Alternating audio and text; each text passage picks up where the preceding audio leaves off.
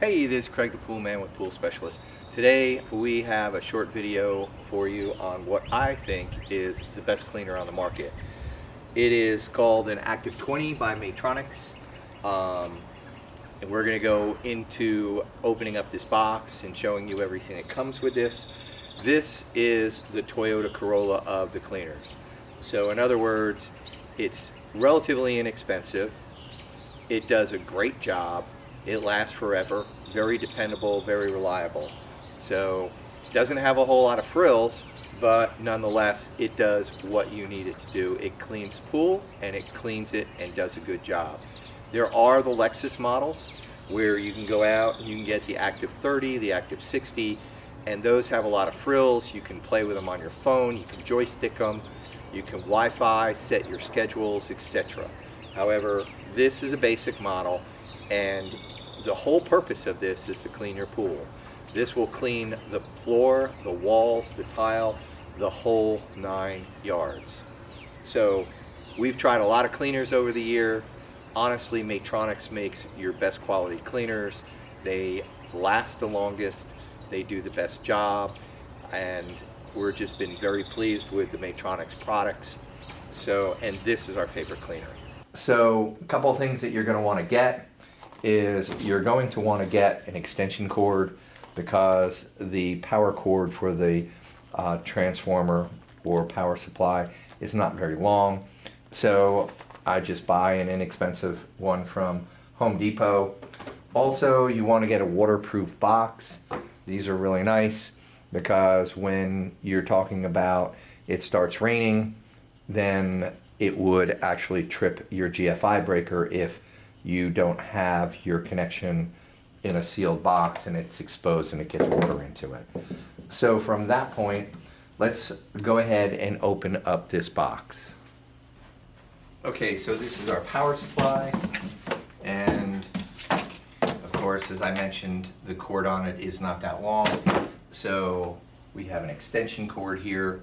We plug these two together, and then we've got this neat little waterproof box. You can buy them at Home Depot, you can buy them at Lowe's. They're great for your Christmas lights as well. And then you just close it up, and you can see that it snaps into place, and that keeps that connection nice and dry, and therefore when it rains, you don't wind up tripping your GFI. So that's your power supply. Next thing in this box, you're going to find an extra set of filters. Now, in my opinion, these are not for everyday use. You'll notice if you look at these are kind of like on a cartridge filter. And you have, for the whole thing, they just snap into place. You snap the other ones out. These are great if you have very fine dust or debris on the bottom of your pool. And that's what you use them for. So kind of in North Carolina, we have, as I refer to it, the slime season. And that's when we have all the tree pollen, like the pine pollen and the oak pollen, and it gets into the pool and at the bottom of the pool, and this would actually vacuum it out. In a normal world, if your filter is going and you're running your pool at high, pushing that debris into the water, it should filter out, and that would be, the vacuum would do a good job at doing that. Okay, so here's my vacuum, and when you need to clean it out, you pop that up, and then you have this, and here are the standard types of filter elements that you're going to use. This is really going to get 90% of what you want. It's even going to take care of sand and stuff like that. So if you're at the beach and you got sand issues, this will work just fine. Once it gets full, then you can flip this over and of course drop the debris out. I like to take a hose with a spray nozzle and spray all of these surfaces down so it's nice and clean. It goes back in very, very easily, and presto bingo, you're good to go. Now, to hook this up, you're going to take your power supply, and then over on this side you're going to line up, and you can see that there is a notch right there, and there's a notch right there. And so you're going to line those two notches up, push it in, and then go ahead and tighten that up. Not too tight, but make it tight enough where it will actually prevent water from getting in there. This power supply is water resistant, not waterproof. So if you can keep it somewhere out of the rain, out of the sun, I would definitely do that. You want to also make sure that this does not get pulled in the water. So you're going to secure this cord somewhere on the deck, because this unit has quite a bit of pull. And if this winds up in the water, it is not a warranty. So another couple things with this, I'll go ahead and turn this on. So to turn it on, you're going to hit that blue button, and then you'll see everything lights up, and then you're going to hit this. I like to do it 1, and 1 means that it goes every single day. If you hit it to number 2, then that means it's going to go every other day. If you hit it to number 3, it's going to go to every 3rd day. This does not mean 1 hour, 2 hours, or 3 hours. And people make that mistake all the time. Now, this will run for 1 week, 7 days. After 7 days, it doesn't run anymore. And that is intentional. You don't want to bypass that, because at the end of that time, you really need to take this out of the water. You need to clean out your basket. You need to inspect what's going on, and then clean everything up, put it back in the water, hit your on button, and then go for every day again. And this is the way we instruct our technicians to use this device. It takes a minimal amount of energy to use it.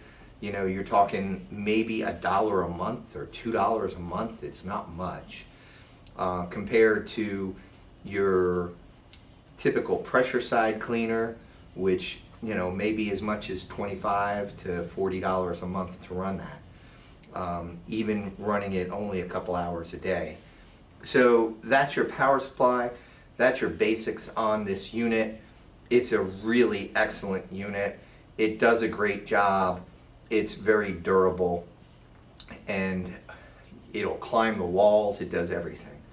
So that is the basics on the Active20, which also applies to the comparable models of this. Okay, once you have your Active20 assembled, of course, you put your cartridges in, got it clean. You're simply going to drop it in the water and let it sink. Take your cord. You want to make sure that your cord is not kinked up. If it is, then put it out on your deck and kink it by twisting the cord. Once it drops to the bottom, then you're going to take your power supply, and on your power supply you're going to hit the big button. That is going to turn it on. And as I mentioned before, you've got 3 options. You've got daily, which is 1, every other day, which is 2, every 3rd day, which is 3. So I like to run it every single day. So it's going to start the same time every single day. And at the end of 7 days, it's going to not run anymore until you pull it out of the water and you clean out the cartridges, and then you can start the process all over again. Alright, so when this cleaner is done cleaning, or it's the end of the week and you have to clean it out, you're simply going to pull your cord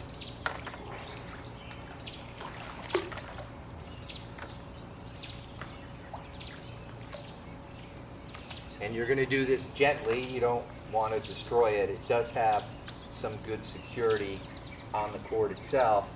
You're going to bring this to the surface of the water, and then there's a really nice handle right here, and you're going to grab that and you're going to bring this up on your deck and let it drain out. And then of course you're going to pop this open, take your basket out, clean it. You're going to wind up putting it back in the water hopefully and sending it off for the next week. I hope you found this video educational. If you enjoyed it, please drop us a like and follow us on YouTube. Thank you for watching and have a great day.